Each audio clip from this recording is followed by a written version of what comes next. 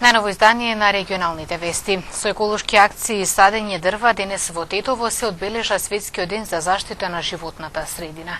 Активностите ги спроведе јавното комунално претпријатие Тетово заедно со општината. Општина Тетово се приклучи кон одбележувањето на Светскиот ден за заштита на животната средина со низа активности. При тоа беше спроведена еколошка акција за чистење на патот до местноста Бањиче, се садеа дрва и се поставуваа канти за отпадоци. Во градот пак беа засадени дрва што ослободуваат 3 пати повеќе кислород од другите типови на дрва. Во рамки на одбележувањето беше одржана и презентација на набавките од страна на јавното комунално претпријатие Тетово од Тетово. Значи заедно со нашето јавно комунално претпријатие денеска имаше акција за чистење на целиот пат до Бањиче. Задоволна сум дефинитивно од фактот дека очигледно се зголемени стандардите на одржување на чистота. После ќе продолжиме со садење на некои нови дрвца кои произведуваат повеќе добар и чист воздух за луѓето.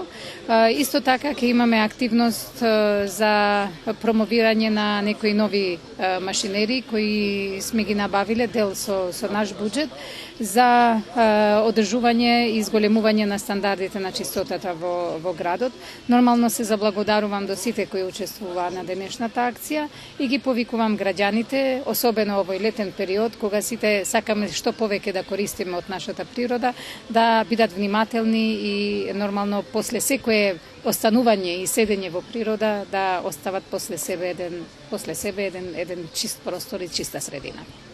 Денеска сме тука заедно со основните школи од Тетово, Кикиш и Кирил и Методи. Сме почнали од црквата нагоре, пешко до тука, да го чистиме акција, да го чистиме Бањичето тука. Значи дека ние продолжиме со вакви акција, значи дека заедно ние сме имали 10 семинари со учениците. Сега денеска е акцијата, во 2 сади ќе промовираме и новите камиони, што ги зела ЈКП со свој буџет и донација од Пакамак. По повод Меѓународниот ден на животната средина 5 јуни, Обединетите нации ја истакна основната порака, која гласи: 7 билиони сништа, една планета, искористувајте ги природните ресурси со грижа. Овој ден се одбележува во над 100 земји и вклучува милион жители од целиот свет. Одбележувањето на Светскиот ден на животната средина почна во 1972 година и прерасна во клучна алатка на Обединетите нации за инспирирање на позитивна акција за заштита на животната средина. И годинава не се почитува реонизацијата во Тетово при уписот на првооделенците. Во основното училиште Кирил и Методи во Тетово запишан е само еден ученик, македонец од предвидените 46 првооделенци на македонски наставен јазик. Само еден првооделенец од македонски наставен јазик е запишан во основното училиште Кирил и Методи во Тетово. Според општинската документација, годинава во ова училиште своето образование треба да го започнат 46 ученици македонци, но поради непочитувањето на законот за реонизација, нашите училници останаа празни, вели педагогот Вера Станоевиќ. Според неа, ако продолжи ваквиот тренд, оделенските наставници ќе останат без работа. И затоа ние оваа ситуација, во едни училишта имаме преполни паралелки, во други училишта нема деца. Може да дојдеме до ситуација за укинување на некоја паралелка. Што ќе ни направи проблем пак за наредните години, ако има деца кои што ќе сакаат да се запишат. Од секторот за образование при општина Тетово велат дека законот дозволува учениците да се запишат и во други училишта, доколку таму постојат слободни места. Ако ваквата одредба не е испочитувана од родителите и од раководствата на училиштата, нашите инспекцијски служби ќе одговорат согласно законот и учениците ќе бидат запишани таму каде што припаѓаат, вели Ахмет Ќазими, раководител на секторот за образование. Во Тетово имаме и случаи каде што учениците имаат 2 адреси на живење, така да родителот може би го искористува другата адреса на живење при упис во некое друго училиште. Дел од родителите велат дека не ги запишуваат своите деца во основното училиште Кирил и Методи, каде 90% учат ученици албанци, па според нив можни се чести појави на меѓуетнички тепачки. Од раководството на училиштето тврдат дека кај нив не постојат никакви недоразбирања меѓу учениците. Бидејќи живееме во град кој е мултиетнички, децата од мали нозе треба да се научат да живеат во едно мултиетничко општество. Во основните училишта во Тетово се запишани 908 прводеленци од предвидените 1500 ученици. Голем дел од незапишаните ученици според секторот за образование. Со своите родители се одселени во западноевропските земји. Во основното училиште Мустафа Кемал Ататурк во Гостивар беа организирани спортски игри со децата кои својата предучилишна возраст ја поминале во мултиетничките групи Мозаик. Активноста е дел од проектот Мозаик, модел на интегрирано мултикултурно образование. Учениците од основното училиште Мустафа Кемал Ататурк кои посетувале мултиетнички градинки Мозаик, денес се дружеа и се рекреираа со спортски активности на училишното игралиште. Настанот е дел од проектот Мозаик, модел за интегрирано мултикултурно образование, што го спроведува организацијата Центар за заедничка основа од Скопје во партнерство со отворени забавни фудбалски школи. Ова се деца кои што учествувале во проектот Мозаик, тоа е проект кој што се реализира во градинките. Меѓутоа сега тие деца пораснаа и веќе се во основното образование и сакаме на ваков начин само да правиме продолжување на нивната активност која што претходно ја работеле во градинките. Овој ден денеска е посветен за децата од Гостивар, поточно од основното училиште Кемал Ататурк, кое што е тријазично училиште, и на еден ваков настан беа уклучени 60 на дечиња, значи запазена бројката етничка, полова и верска основа. Беа поделени во 3 групи, во секоја станица се играше различен видови на мали игри, забавни игри, кои што децата ги обожаваат и на ваков начин сакаме да правиме една интеграција помеѓу децата уште од најрана возраст. Главна цел на проектот е да се овозможи промовирање на социјалните и човековите права на различните етнички заедници преку интегриран мултикултурен образовен модел наречен Мозаик. Настаните како денешниот треба да придонесат за зголемување на јавната свест за придобивките од овој модел. Иако преку спортските игри се поттикнува надпреварувачкиот дух, најважно е дружењето и соработката меѓу децата, велат организаторите.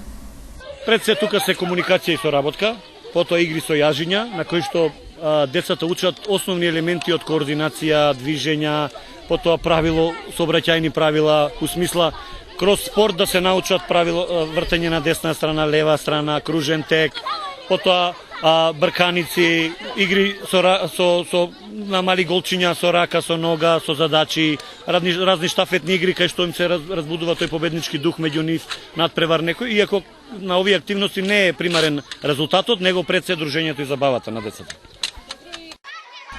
Според најавите во Гостивар повторно ќе се отвораат мултиетнички Мозаик групи во градинките, кои би требало да профункционираат во септември. Проектот е финансиран од Европската унија. Децата од семејствата во социјален ризик и годинава ќе имаат право бесплатно да летуваат. Пријавувањето трае до 17 јуни. Најдоцна до 17 јуни во меѓуопштинскиот центар за социјални работи Тетово, семејствата корисници на социјална помош кои имаат дете од 5 до 9 оделение можат да го пријават за користење на бесплатно летување. Право на оваа услуга имаат и деца на родители корисници на детски додаток и посебен додаток, односно деца со пречки во развојот, како и деца без родители и родителска грижа. Бесплатниот одмор за децата ќе биде реализиран во Струга во период од 7 дена, односно 6 полни пансиони, а обезбеден е и превоз од и до местото на живење. Годинава планирано е на летување да заминат вкупно 2000 деца во социјален ризик од цела Македонија. Инаку ова е четврто поред лето како се реализира проектот за бесплатен одмор за деца од семејствата во социјален ризик. Досега, како што информира од Министерството за труд и социјална политика, со проектот биле опфатени вкупно 9000 ученици, од кои 6000 биле на бесплатно летување, а 3000 на бесплатно зимување. Обид за кражба во автомобил и напад со алат во Тетово бележи полицискиот билтен. Возрасен маж се здобил со телесна повреда од лице кое претходно се обидувало да изврши кражба во неговиот автомобил, информираат од МВР. Според полицијата вчера во 17 часот и 10 минути во полициската станица во Тетово 76 годишникот Мала Речица пријавил дека истиот ден околу 11 часот и 30 минути на паркинг простор го имал паркирано своето возило марка Ауди А4 со тетовски регистарски ознаки, но кога се вратил внатре во возилото затекнал непознато лице. Според кажувањата на пријавителот, лицето се обидувало да го извади радиокасетофонот, а кога тој го запрашал што прави, сторителот му рекол да не вика. Како што информираат од МВР, кога оштетениот сакал да го задржи сторителот и да повика полиција, истиот го турнал. Го оставил радиокасетофонот, успеал да ја отвори вратата од возилото, излегол и со штрафцигер му задал удара во пределот на левата рака, пошто му нанел видлива повреда расекотина, а со другата рака го удрил со тупаници и се упатил во непознат правец. Извршен е увид на местото на настанот и се преземаат мерки за пронаоѓање на сторителот. Клиничката болница во Тетово, како и здравствените домови во Гостивар и Ростуше, со позитивни оценки од пациентите по спроведените истражувања во здравствените установи низ државата. Колку граѓаните се задоволни од услугите во здравствените установи и колку се почитува националниот систем за електронски евиденции во здравството Мој термин. Изминатиот период истражуваше Министерството за здравство на Република Македонија. Пациентите кои биле дел од истражувањето ги посочуваат здравствените установи во Гостивар и Ростуше како дел од установите каде хигиената е на задоволително ниво. Според параметарот услови и комфор во чекална, пациентите се изјасниле како целосно задоволни за здравствениот дом во Ростуше. Од ресорното министерство посочуваат дека генерално високото ниво на задоволство кај пациентите е одраз на заедничките заложби на менеджментот на јавните здравствени установи и целиот здравствен сектор за постојано унапредување на квалитетот на здравствените услуги на сите нивоа на здравствена заштита, додека кај помалиот број јавни здравствени установи, кај кои е релативно повисоко нивото на незадоволство по некои параметри од истражувањето, добиените резултати се показател за областите во кои менеджментот на јавните здравствени установи треба да се фокусира во предстојниот период со цел подобрување на целокупното задоволство на пациентите. Во истражувањето за квалитетот на здравствените услуги во установите опфатени биле вкупно 6300 испитаници во рамки на 21 универзитетска клиника и 15 болници во повеќе градови низ државата и 32 здравствени домови во државата. Што се однесува за проектот Мој термин, истражувањето покажало дека висок процент, односно 67,6% од пациентите се задоволни од функционирањето на националниот систем за електронски евиденции во здравството Мој термин. Министерството за здравство објави дека пациентите биле најзадоволни од функционирањето на Мој термин во клиниките за онкологија, за инфективни болести, за дерматовенерологија, општите болници во Кичево и Куманово, потоа клиничката болница во Тетово и клиниката по хирушки болести Свети Наум Охридски. Резултатите од истражувањето покажале дека меѓу другите установи најмногу се почитувало закажаното време за преглед од страна на докторите на здравствениот дом во Ростуше. Со истражувањето биле опфатени 6300 испитаници преку теренска анкета во 68 јавни здравствени установи. Младиот тетовски музичар Милан Миланов синоќа го промовираше документарниот филм направен за него под наслов Коса. Истиот е убит на неговиот сограѓанин Драги Неделчевски да остави филмска трага за млад уметник од нашиот град.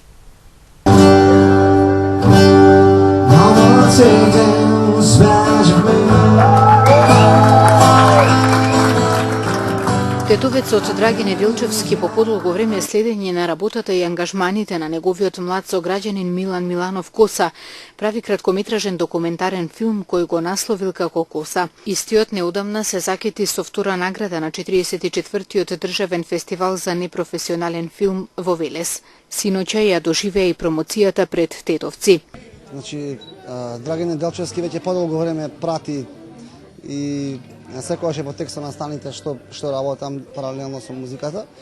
И тоа беше една негова идеја да направи едно кратко сиже или кратка ретроспектива на се тоа што до сега како млад уметник сум го достигнал, сум правил, сум творил. И се надевам дека ќе биде добро прифатена меѓу нашите пријатели граѓани тука низ Тетово, ќе дадат поддршка на еден ваков тип на проект како што е овој. Тоа е една ретроспектива за тоа што сум работел до сега, една кратка анкета, кратко интервју за мене, за луѓето што мислат за мене, тоа што сум го работел и треба да го погледнете за да дадете некој заклучок. Сакам најпрво да се заблагодарам на Драган Неделчевски и на Глигор Ѓорѓевски, кој што беше како монтажер, за тоа што го пратија филмот на 44-тиот државен непрофесионален филм во Велес 2015 во Македонија. Освои втора награда. Многу сум благодарен на цела екипа што работеше. Среќен сум, морам да кажам дека сум среќен што некој го вреднува делото. Најпрви ни тоа што јас сум го работел, тоа што Драги го работел, Глигор го работел и дали некоја валоризација на тоа што сме го сработили. Материјалот за документарниот филм за Коса Неделчевски го собирал речиси 10 години. Од кои за жал некои архивски материјали кои што ми беа многу драги се загубени трајно. Еден концерт на Офсайд каде што фронтмен беше Коса, кој што се одржа на площадот. Тие снимки се за жал загубени, но имав и други снимки од нивните проби во подрум, неговите свирки по тетовските кафулиња, подготовките на неговите видеоспотови, на неговите песни за познатите пејачи и пејачки од градов и поширок.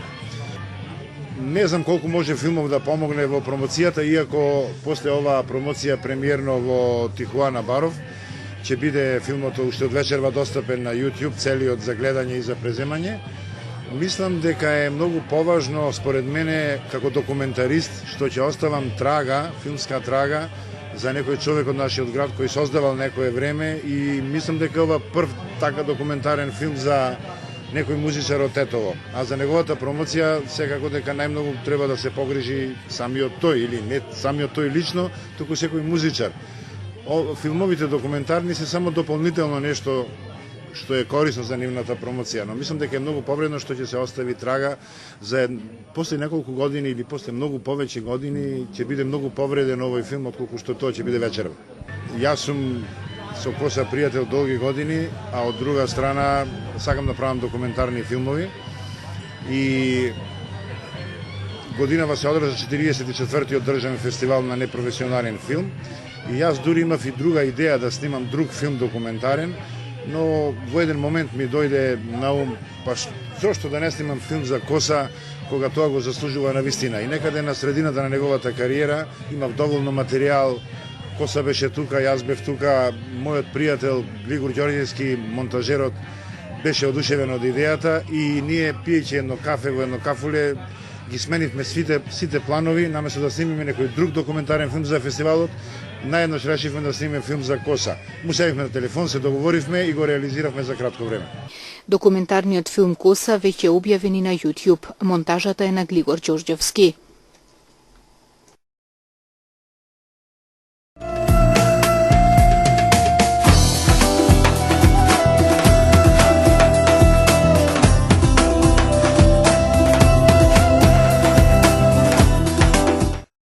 Мајката и братот на Мартин Нешковски денеска поднесоа 4 кривични пријави. Првата е поднесена против Дејан Митровски Урко, кој како што велат спротивно на член 154 од Законот за МВР со устна наредба го прераспоредил Игор Спасов, кој тогаш како вработен во МВР и распореден во единицата за специјални задачи на работна позиција обезбедување на простор на партиска прослава на ВМРО ДПМН по победата на парламентарните избори во 2011 година.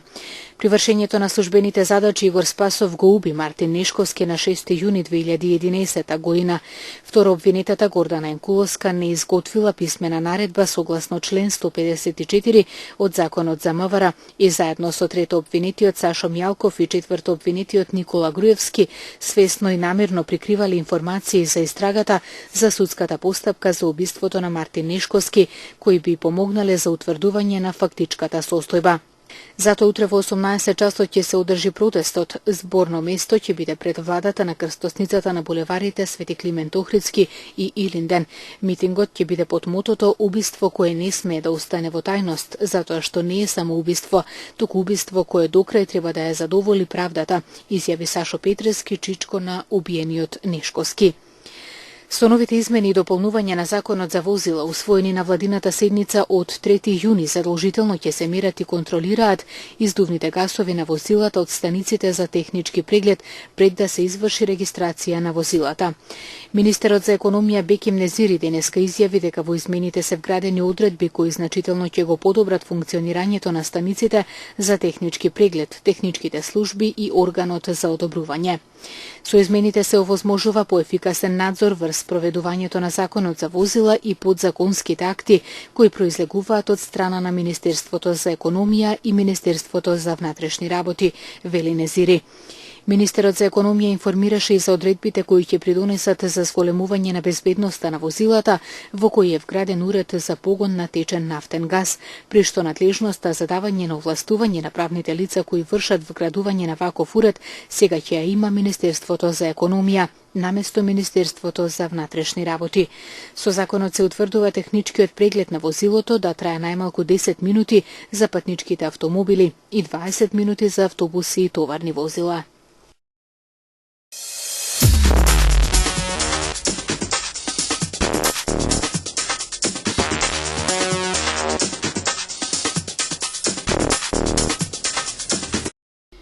Грчката влада побара и доби од Меѓународниот монетарен фонд одлагање на исплатата на долгот спрема таа организација. Тој наместо да биде исплатен во 4 рати ќе биде вратен одеднаш кон крајот на месецов. Грција денеска требаше да го исплати првиот дел од долгот, додека преостанатите 3 до 19 јуни. Атина на странските доверители, главно на Европската централна банка, треба од јуни до август годинава да им врати 11 милиарди евра. Грција преговара со доверителите за исплата на последната транша од порано ветената финансиска помош. За возврат Грција ќе мора да спроведе реформи во пензискиот систем и да ги зголеми даноците. Романскиот претседател Клаус Јоханис го повика премиерот Виктор Понта да поднесе оставка откако обвинителството отвори истрага против него за корупција. Националната антикорупцијска дирекција соопшти дека Понта е осомничен за перење пари, конфликт на интерес, затајување данок и фалсификување. Според нив Понта е осомничен дека добил 63.000 евра од адвокатска компанија за фиктивна правна услуга меѓу 2007 и 2008 година. Парите премиерот, како што наведуваат од дирекцијата, ги искористил за да купи 2 луксузни стана во Букурешт. Понта изјави дека нема да поднесе оставка. Во експлозија на бомба поставена на пазарот во градот Јола во североисточна Нигерија загинале најмалку 30 луѓе, а десетици други се ранети, изјавија сведоци за агенциите. Уште 8 војници исто така се убиени. Експлозивната направа за која што некои сведоци велат дека била поставена на скутер била детонирана околу 19 часот навечер, а ако со време претходно жена бомбаш самоубиец ги убила 8 војници. Овие бомбашки напади се последните во низата кои уследија по инаугурацијата на новиот претседател Мухамед Бухари минатата седмица. Поранешен висок функционер муслиман кој дојде на местото од Гудлак Џонатан, кој беше христијанин. Пакистанските власти соопштија дека 8 од 10 мажи кои беа затворени за обид за убиство на активистката Малала Јусафзаи биле ослободени. Во април тие беа осудени на доживотен затвор. Портпаролот на пакистанската мисија во Лондон Мунер Ахмед изјави дека тие биле ослободени поради недостиг на докази. Малала, која го преживеа вооружениот напад кога беше погодена во главата, продолжи да се бори за правото на образование на сите деца. Малала, која сега има 17 години, во минатата година ја доби Нобеловата награда за мир.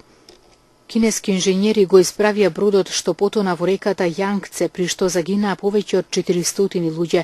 Бродот Источна звезда потона на почетокот од неделата во невреме. Спасени се само 14 од вкупно 456 патници и членови на екипажот, а таа е една од најлошите бродски несреќи во Кина во последните 60 години.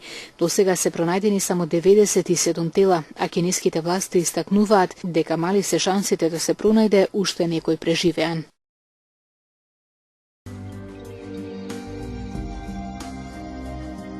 Денес имавме умерено облачно и нестабилно време наместа со врнежи дожд. Утринската температура се движеше од 9 до 20, а дневната од 17 до 25 степени.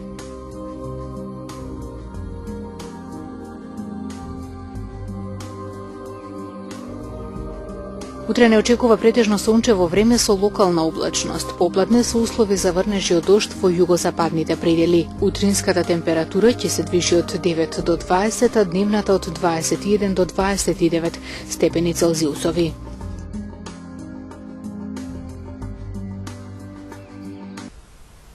Овде ги завршуваме денешните регионални вести. Благодарам за вниманието. Пријатно.